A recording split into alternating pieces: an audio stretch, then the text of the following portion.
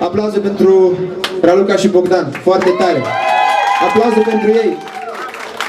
Și acum vreau să vă cânt o piesă care se cheamă Un loc în viața ta și care e perfectă pentru momente de genul ăsta.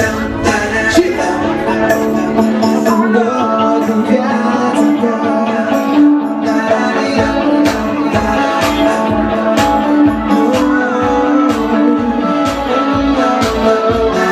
Stau aici și te ascult. Tu tăcești, tu te împaci, iar cu mine pe cine zic că suntem zicniți.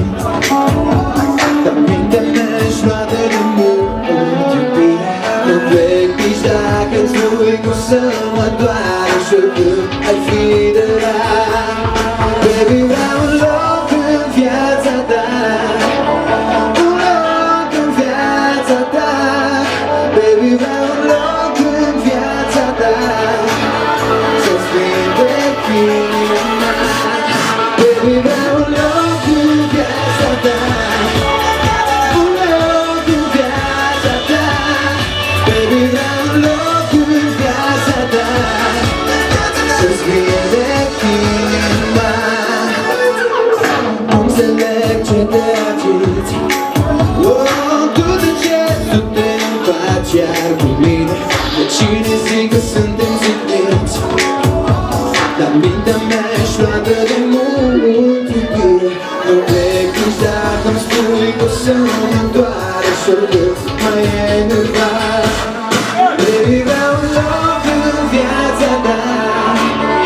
Un loc în viața ta. Baby, vreau un loc în viața ta.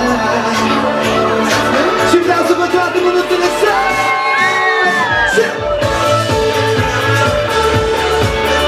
Un loc în viața ta. Baby, vreau un loc în viața ta. Să-ți vindec inima. Oare cine te-a gândit atât de tare încât te sperie dragostea? Dacă mine vei fi cea mai fericită, puterea să ar spune clar. Baby, vreau un loc în viața ta. Bogdan, vreau un loc în viața ta. Să-ți vindec inima. Baby, vreau un loc în viața ta.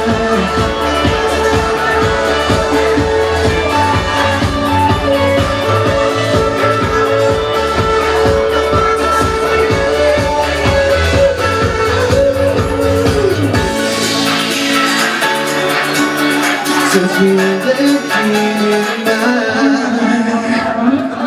Mulțumim din suflet!